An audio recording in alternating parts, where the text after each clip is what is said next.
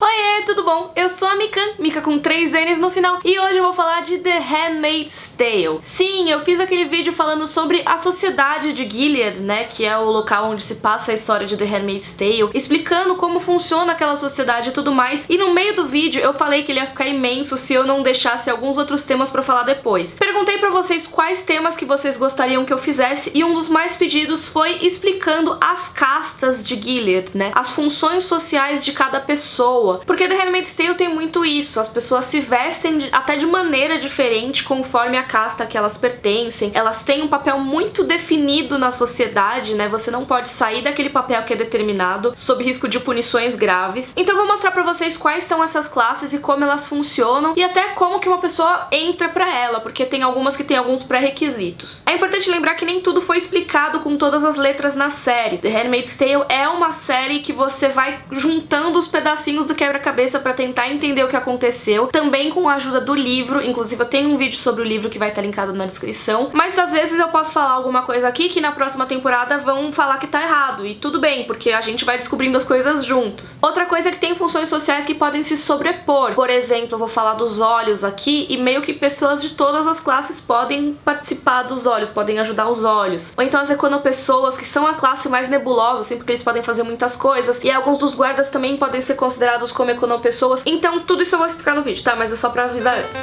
Então vamos primeiro pros homens. A posição talvez de maior poder em Gilead, pelo menos pelo que a gente sabe, é a dos comandantes. Você vai reparar que as classes masculinas elas são muito mais voltadas pra militarismo, né? Então, por exemplo, comandante de exército, de defesa e tudo mais. Mas nesse caso, o título de comandante não serve só pra isso. Os comandantes também cuidam das leis, da diplomacia e da política. Então eles são realmente os caras que mandam em Gilead. Eles têm direito a ter casas grandes e luxuosas, como as que a gente vê na série, né, do comandante Waterford, por exemplo. Os comandantes têm direito a ter esposas, que é um direito que nem todo mundo tem em Gilead. E caso eles não consigam ter filhos com essa esposa, eles também podem ter direito a uma aia. Vocês já devem imaginar mais ou menos como é, porque vocês viram a série, mas eu vou explicar em detalhes depois. E os comandantes, apesar deles serem a autoridade máxima, eles têm uma desvantagem. Eles ainda são sujeitos a denúncias pelos olhos. É tipo aquele jogo Combate, que o espião ele tem um valor baixo, mas ele derrota o carinha mais forte. É tipo isso. Então se um comandante é denunciado por fazer coisas ilegais, ele também pode ser punido exemplarmente. Agora eu vou entrar um pouquinho em spoilers aqui, mas a gente tem vários exemplos na série. Por exemplo, o Warren Putnam, ele teve a mão esquerda dele amputada porque ele transou com a Janine em ocasiões que não eram a cerimônia. A cerimônia, lembra? É uma vez por mês que o cara vai lá e estupra a aia pra poder engravidar, não sei o quê. E é isso que é permitido legalmente. Se ele tem alguma relação fora desse período, é considerado ilegal e ele foi punido por isso. Aí na segunda temporada, quando teve aquele incidente com a bomba, toda a casa em que Offlane trabalhava foi executada. Todo mundo. Inclusive o comandante, que era o Glenn Deeds, ele foi morto, a esposa dele foi morta, todos os servos da casa, todo mundo morreu. Então só pra mostrar que os comandantes também não são completamente imunes a tudo que acontece em Gilead. Aí vamos pras classes militares mais baixas. Os anjos são os soldados de nível mais alto. Eles podem ter esposas e alguns podem até ter aias, se for o caso. Eles são de elite, eles são um ranking bem mais alto em relação aos outros, e eles normalmente estão envolvidos em coisas mais importantes, papéis mais de liderança. Por exemplo, na guerra que tem de Gilead contra o restante aí dos Estados Unidos, né? Que pra quem não viu no outro vídeo, nessa história os Estados Unidos ainda existem, só que boa parte do território foi conquistada por Gilead, então eles ainda têm partes de guerra ali. Ah, é importante dizer que os anjos, eles têm uniforme preto. Aí mais pra baixo, nos rankings militares, você tem os guardiões, que nos livros usam uma roupa verde escura, eu imagino que seja tipo verde oliva, que nem exército mesmo, e na série eles usam um uniforme azul marinho, assim, bem escuro, quase preto. Os guardiões podem lutar na guerra como soldados, eles não têm uma capacidade tão alta quanto a dos anjos, né, eles não têm uma autoridade tão alta, mas eles podem lutar. Só que eles têm uma outra função, e por isso eles são mais frequentes na nossa história, porque eles são os guardas que a gente vê por aí em Gilead, né, quando tem aqueles postos de checagem. Toda vez que a June passa e tem um guarda, assim, com uma arma, normalmente é um guardião. Mas eles não necessariamente fazem só isso. Um exemplo de guardião que a gente tem na série é o Nick mesmo. Ele é o motorista da casa, mas mas ele também faz um papel como se fosse de vigia e ajuda em outros serviços. E aí lembra que eu falei que nem todo mundo tem direito a ter uma esposa em Gilead? Esse é o caso dos guardiões. Eles só ganham o direito a ter uma esposa se eles fazem alguma coisa pra se provar. A esposa é meio que dada como um prêmio, que nem aconteceu com o Nick na segunda temporada. E normalmente são econo-esposas, que eu também vou falar mais pra frente o que elas são, como elas são, etc. Agora vamos falar das castas femininas. A casta mais alta feminina possível em Gilead é a casta das esposas. Elas se vestem todas de azul e apesar de terem vários privilégios em relação às outras mulheres de Gilead, elas ainda têm a liberdade extremamente cerceada, mais do que os homens. As mulheres em Gilead, isso não é só das esposas, todas as mulheres, nenhuma pode ler nem escrever. E é uma coisa que a gente tem que prestar atenção, porque assim, na série, o regime de Gilead ainda é muito recente, ele tem tipo 2 ou 3 anos só que foi instalado. Então, praticamente todas as pessoas adultas que estão vivendo ali já sabem ler e escrever. Então não é que a pessoa desaprendeu, né? Essas mulheres sabem ler e escrever, mas o que elas não podem é exercer isso. Então, por exemplo, todas as placas na rua têm símbolos em vez de letras. Eles trocaram exatamente para que você não precise ler, sabe? Você possa interpretar. Então, é uma padaria, vai ter um pão desenhado. É uma peixaria, vai ter um peixinho desenhado. Até na segunda temporada, quando a Serena Joy tá no Canadá, mandam um roteiro de viagem pra ela, né? A agenda dela do dia. E tudo tá desenhadinho lá, não tem letras, porque ela não pode fazer isso. Ela não pode ler, quer desrespeitar a lei. E aí as futuras esposas, né? As crianças que estão crescendo em Gilead não vão aprender a ler, pelo menos se o regime continuar. As esposas também não podem trabalhar em outras coisas que não sejam da casa. E tem coisas bem específicas que elas têm que fazer, porque é a função social delas. Por exemplo, administrar a casa, ela que manda nas martas, por exemplo, que eu já vou falar, ela que recebe as pessoas em casa. As esposas têm que fazer tricô, têm que cuidar do jardim, o jardim é uma responsabilidade da esposa e tudo mais. Ah, eu falei das roupas azuis, mas assim, elas também podem usar roupas pretas se tiverem de luto, tá? Só pra...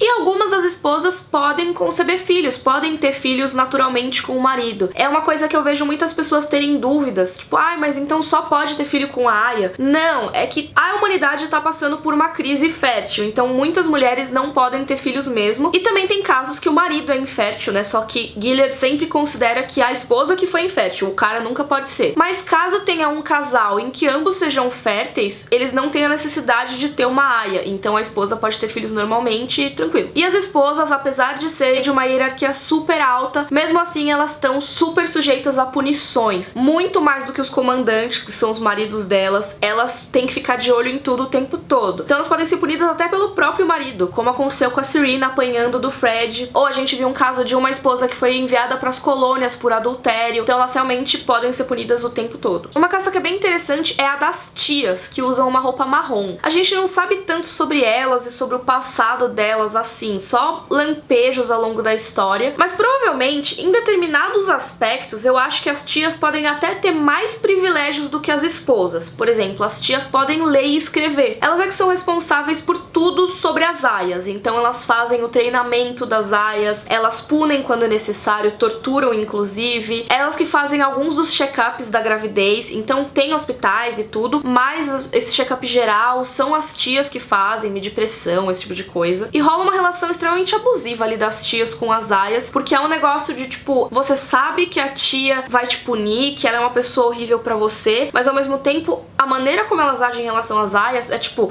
maltrata, aí depois, vem cá, me dá um abraço, coitadinha, toma um doce. Então é uma relação super ambígua e abusiva pra caramba. Mas enfim, a gente não sabe 100% qual é o critério pra alguém virar uma tia, né? Porque, por exemplo, as esposas, muitas delas já eram casadas antes do regime, e aí as futuras esposas vão ser as crianças bem nascidas, imagino, de Gilead, sabe? As crianças que nasceram em casa de comandantes, ou em casa de anjos, sabe? Crianças de alto nível social. Então dá pra você entender de onde vieram as esposas. Mas no caso das tias, por exemplo, eu não sei o que diferenciaria ela de uma Marta, por exemplo. Quais os critérios pra virar uma tia ou uma Marta? Eu imagino que seja a fidelidade imensa ao regime, porque as tias, elas têm que ter uma fidelidade muito grande, elas são as doutrinadoras das aias. Eu imagino que antes do regime as tias eram mulheres mais velhas, solteiras ou viúvas, que já não eram mais férteis e não iam se casar de novo, mas que poderiam ajudar o regime porque toparam a ideia e acharam mó da hora. Tem uma entrevista que eu vi com a Ann Dowd, que é a atriz que faz a tia Lídia, e ela disse que perguntou pro Bruce Miller, né, que é o showrunner da série, o que a tia Lídia tinha feito antes do regime, né, porque ela queria construir o personagem e tudo mais, e ela disse que o Bruce Miller contou que a tia Lídia era uma professora antes de Gilead. Já no livro tem uma outra personagem que é a tia Helena, e diz que antes de Gilead ela já teve uma filial do Vigilantes do Peso. Então realmente a a classe das tias é uma das que a gente menos sabe e eu queria muito saber mais a respeito delas e os critérios e tudo mais. Outra classe feminina que tem é a das Martas. Nos livros as Martas usam uma roupa verde, na série é uma coisa mais acinzentada mesmo. As Martas são as funcionárias domésticas de Gilead. Elas trabalham como governantas, faxineiras, cozinheiras, às vezes tudo isso ao mesmo tempo, nas casas de ranking alto, tipo as casas dos comandantes. Elas não são casadas e provavelmente são inférteis ou já passaram a idade fértil, e eu digo isso porque senão elas teriam ou sido obrigadas a se casar e ter filhos, ou provavelmente elas teriam se tornado aias, se tivessem entrado no critério de aias, que daqui a pouco eu vou explicar. Se a esposa do comandante tiver filhos, seja ela mesma ou por meio de uma aia, a Marta ganha mais um emprego que é o de babá. Ela ajuda a criar aquela criança. Ou seja, as Martas basicamente carregam a casa nas costas. Elas têm um pouco mais de liberdade pra sair, porque elas têm que fazer compras bastante, né, sair de casa e tudo mais. Então dizem que tem a rede das Martas, né, porque uma conversa com a outra, elas contam todas as fofocas e todas as informações do regime e fortalecem a resistência também. Mas é claro que elas também são super vigiadas e as Martas não podem ter relações sexuais, porque lembra que em Gilead o sexo ele é só pra procriação. Então se a Marta não tá na posição de procriador, ela não pode ter nenhum relacionamento. Um exemplo é a Marta, que teve um relacionamento com a Emily na primeira temporada e foi executada. Além disso, parece que quando as Martas já ficam mais idosas e não conseguem mais trabalhar, elas são enviadas pras colônias pra morrer. Então Gilead não é nada legal. Tem também as econopessoas, que são a classe mais difícil, assim, porque eu acho que é a classe mais abrangente de Gilead. Apesar da gente não ter visto quase nada dela na primeira temporada e pouquinho na segunda. Porque nos livros, pelo que eu me lembre, o termo econopessoas não é usado mais o termo econoesposas. Então eu não sei se os homens seriam classificados no econo, sabe? Mas a série meio que classifica todo mundo junto e você vê alguns homens vestidos de cinza e tudo mais. E quem são as econopessoas? São basicamente todos os homens que sejam de nível mais baixo do que os guardiões, ou talvez os homens que não sejam militares. Nos livros também, as econoesposas são as mulheres de classe mais baixa de Gilead. Até as roupas delas refletem isso no livro. Elas se vestem com peças listradas de vermelho, azul e verde. Por quê? São as outras classes de mulheres, então elas se vestem do vermelho, que é das aias, o azul, que é das esposas, e o verde, que é das Martas. Elas acumulam todas essas funções. Ou seja, tem que cuidar do marido, tem que ter filhos e tem que fazer os serviços domésticos. Na série a gente vê que as econopessoas moram em apartamentos normais. Faz sentido, porque já existiam vários prédios e aí Gilead pegou e reutilizou esses prédios, né? Então quando a June tá na casa das econopessoas, realmente é um apartamento que não é muito grande nem muito pequeno, é um apartamento tamanho normal. E uma coisa que as econopessoas têm que fazer, apesar delas parecerem que não são super tão vigiadas que nem as outras castas mais altas, elas têm que professar a sua fé, né? Elas têm que seguir a religião de Gilead. Então se você é muçulmano, por exemplo, como é o caso da família que foi mostrada, você tem que esconder a sua religião original e fingir que você é de Gilead, né? Assim, eles não falam que você tem que fingir, eles falam que você tem que ser mesmo, mas a pessoa vai fingir. E aí eu não sei muito sobre a função das econopessoas, porque isso não foi super desenvolvido na série. Por exemplo, o cara que a gente conheceu, ele entregava pães. Então talvez os vendedores do mercado, todas essas funções que não são militares e uma sociedade precisa para existir, sejam feitas pelas econopessoas. Minha dúvida maior é das econoesposas, porque teoricamente, né, Gilead se ergueu nesse conceito de que as mulheres não podem trabalhar. Todas foram demitidas em massa, lembra? Antes de Gilead começar pra valer. Então eu imagino que as econoesposas, elas não tenham trabalhos além do doméstico. Mas a gente vê que elas saem de casa pra pegar trem, por exemplo. Isso é mostrado. Pode ser que elas só peguem o trem pra fazer as compras pra casa e tudo mais, mas eu não sei, talvez eles tenham começado a usar as econoesposas como uma força de trabalho geral também. Além da família que a gente conheceu na série, tem um exemplo de econoesposa, que é a Eden, que é a esposa que foi dada pro Nick. Ela é filha de fazendeiros, tem só 15 anos e foi dada pra casar com um cara que ela nem conhecia. E aí se espera que ela cumpra todas essas funções. Então ela tem que aprender a cozinhar, tem que fazer as coisas pra ele, arrumar a casa dele, tem que ter filhos com ele, esse tipo de coisa. Agora vamos falar das aias, que são as que a gente mais conhece, afinal o foco da série é nelas. Mas tem uma certa confusão que eu vejo quando o pessoal vai falar da série. Porque tem gente que acha que todas as mulheres férteis de Gilead se transformaram em aias. E não é bem assim. Na verdade, as aias são mulheres férteis sim, mas são as mulheres férteis que não se encaixaram em alguma regra de Gilead, que não estavam dentro do sistema. Por exemplo, pessoas que estavam no segundo casamento. Por quê? Porque Gilead só considerava o primeiro casamento. Eles aboliram os divórcios. Então, quando eles aboliram o divórcio, quer dizer que quem tinha se casado de novo estava cometendo adultério, de acordo com a lei deles. Um exemplo disso é a própria June, porque o Luke já tinha sido casado antes. Então, mesmo eles tendo casado de papel passado e tudo, na religião de Gilead isso não valia nada. Ou seja, ela foi considerada uma adúltera e obrigada a se tornar uma aia. Até não lembro se nos livros ou na série, mas acho que nos livros a Johnny pensa pra si mesma que se não tivesse rolado isso, se fosse o primeiro casamento do Luke, provavelmente eles teriam virado econopessoas. Outro caso é que as mulheres poderiam ser transformadas em aia se elas fossem de outras religiões. Nos livros eles falam de freiras católicas que ou eram transformadas em aias ou eram mandadas pras colônias caso se rebelassem. E também mulheres que não eram heterossexuais, já que Gilead considera um pecado a homossexualidade, eles chamam até de traição de gênero. Então mulheres homossexuais, mulheres que tinham relacionamentos homossexuais, até mulheres casadas, esses casamentos entre o mesmo gênero perderam a validade e as que eram férteis foram obrigadas a se tornar aias. É o caso da Emily, por exemplo. As aias são enviadas para as casas dos comandantes para tentar ter filhos com eles naquele esquema da celebração, que é uma vez por mês, no período fértil e tudo mais. Antes disso, elas são treinadas no que é chamado de Centro Vermelho, que na verdade se chama Centro Raquel e Lia. E um dia eu vou explicar certinho esse nome pra vocês, essa história, a parte bíblica de The Handmaid's Tale, porque tem muita coisa que eles pegaram da Bíblia e é legal ver o que eles pegaram, o que eles distorceram e tudo mais. Mas elas são treinadas nesse lugar e aí depois que elas vão pras casas, as aias têm pouco tempo pra conseguir engravidar, elas têm que engravidar logo. Por quê? Elas só ficam 2 anos em cada casa e elas só passam por 3 casas no máximo. Se uma aia passar por esse período de 6 anos sem ter engravidado e dado à luz um bebê saudável, ela é enviada pras colônias. E é isso mesmo, porque essa queda na fertilidade, né, antes de Gilead, também fazia com que rolasse muito bebê natimorto. Então tem que dar à luz um bebê saudável. E eu não sei qual é o destino das aias que conseguem ter filhos nesse período, porque tem algum momento em que a idade fértil delas se acaba, né? As mulheres entram na menopausa, param de ter filhos. A gente não teve nenhum caso desses na nossa história, né? Pelo menos não falaram nos livros, porque realmente Gilead é muito recente, então a maior parte das mulheres que estavam em idade fértil provavelmente continuaram, mas eu imagino que um destino que possam dar pra uma aia que tenha conseguido ter filhos possa ser que quando ela fique mais velha ela vire uma tia, ou talvez eles mandem pras colônias mesmo assim, porque Gilead não é nada boazinha. E já que a gente tá falando das colônias, vamos falar das pessoas que estão à margem da sociedade de Gilead. Uma casta, que não é bem uma casta, mas eu gosto de citar como se fosse uma casta, é a casta das Jezebels, né, que na verdade são as mulheres que trabalham no Jezebels, que é o prostíbulo que a gente viu na primeira temporada. Essas são mulheres que por um motivo ou outro não se encaixaram nas normas ali de Gilead, e como eram jovens, bonitas, não sei o que, tiveram a chance, né, a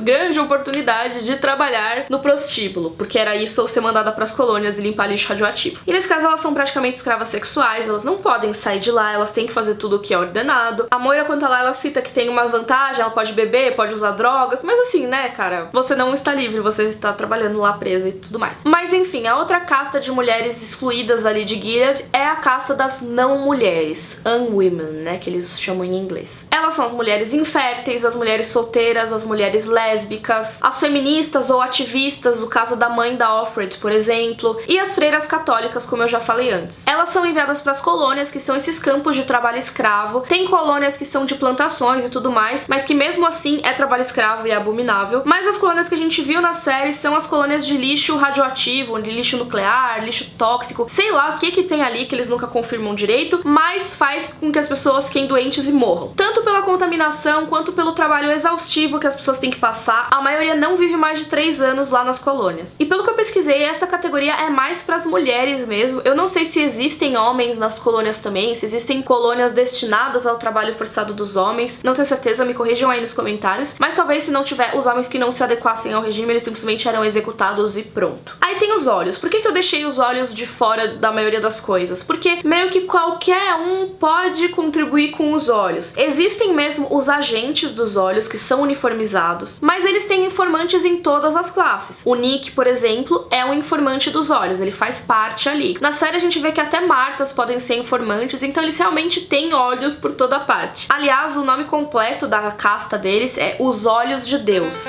Então vocês viram que tem muita coisa sobre as castas de Gilead. É uma sociedade bastante complexa até, tem muitas funções e tem funções que se interpolam ali. Queria saber que outros vídeos de The Handmaid's Tale vocês gostariam que eu fizesse, ou vídeos de que séries você gostaria que eu explicasse mais coisas e tudo mais. Se você gostou, por favor, curte o vídeo, assina o canal. Um beijo e até a próxima!